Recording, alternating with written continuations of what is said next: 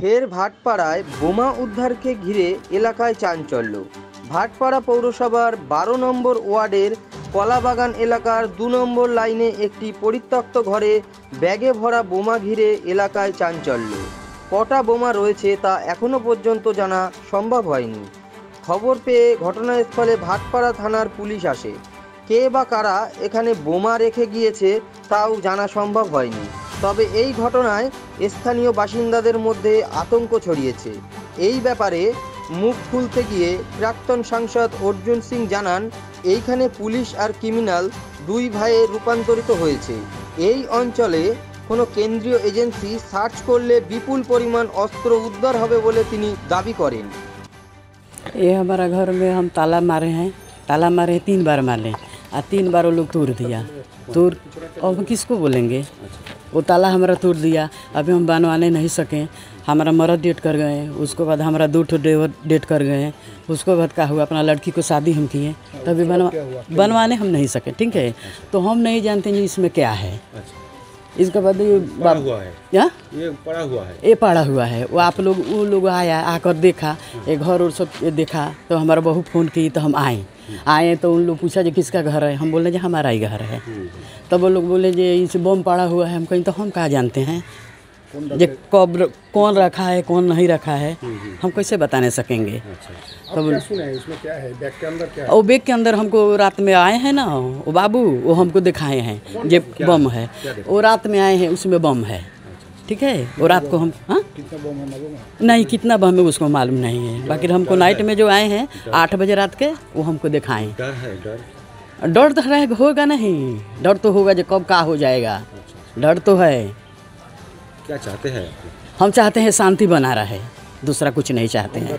আমি দেখুন বারবার বলি আপনাদেরকে বলেছি যে ব্যারাকপুর পুলিশ কমিশনারেট আর ক্রিমিনাল এরা দুই ভাই হয়ে গেছে।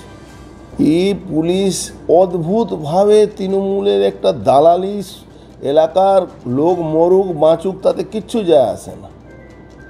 এলাকায় অত বড় একটা ইনসিডেন্ট ঘটলো, এখন পর্যন্ত আসামি ধরা পড়লো না। ওই চুনোপুটিদেরকে ধরে করে দিচ্ছে। কিন্তু যারা অসল প্রকৃতি এই বমগুলোর মজুত করছে, এই বমের সোর্স কোথায় থেকে আসছে, কে বমের মশলা নিয়ে আসছে, কারা এর পিছনে আছে, এর জন্যই তো আমরা দাবি করেছি এনআইএ তদন্ত। কেন এখন খুব কায়দা করে police, West Bengal police, Kolkata police কী করছে, বম এক্সপ্লোসিভ কোনো কেসে দিচ্ছে না। বম এক্সপ্লোসিভ কেস দিলেই কেসটা অনেক উপর লেভেলে যাওয়া যেতে পারে, এজেন্সি এর উপরে সক্রিয় হতে পারে। যেহেতু বর্ডারিং এলাকা, এই এলাকায় কোন জায়গা থেকে বাংলাদেশ এমনি অশান্ত আছে, তো সেখানে কার কত ইনভলভমেন্ট আছে এটা একটা বড় প্রশ্ন আছে। এটা এই লেভেলের পুলিশ, যে লেভেলে পুলিশ এদেরকে প্রোটেকশন দিচ্ছে, এখানে বড় লেভেলের এজেন্সি যদি ইনকোয়ারি না করে তাহলে কিন্তু খুব কঠিন হয়ে যাবে এখানে মানুষ বাঁচার। যেখানে বোম রাখা আছে পরিত্যক্ত ঘরটা জনবহুল জায়গা, কোনো পরিত্যক্ত ঘর নেই। আপনাকে আমি বলছি, ওখানে অ্যাংলো ইন্ডিয়া জুট মিলের লাইন আর জেজেআই লাইন আপনি সার্চ করে যদি এজেন্সি এসে, পুলিশ করবে না, তো দালাল, একদম 200% তৃণমূলের দালাল এরা। সার্চ করলে মানে অস্ত্রের ভান্ডার পাওয়া যাবে ওখানে।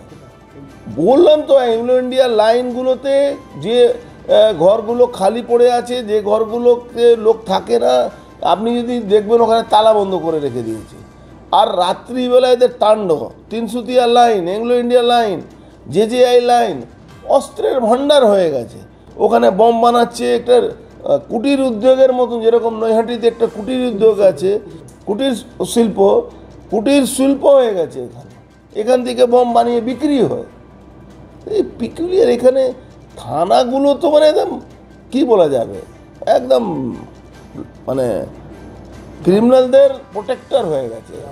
যে এই অবস্থা যদি থাকে, কেন্দ্রীয় সরকার যদি হস্তক্ষেপ না করে, এখানে 356, 355 না নিয়ে আসে, আমি বলছি বাংলায় এটা বাংলাদেশ হতে যাচ্ছে। এই সবটাই দেখবেন একদিন বাংলাদেশে ঝান্ডা পুঁতে দেবে। আপনি ওয়েট করুন না, কোথায় আছেন।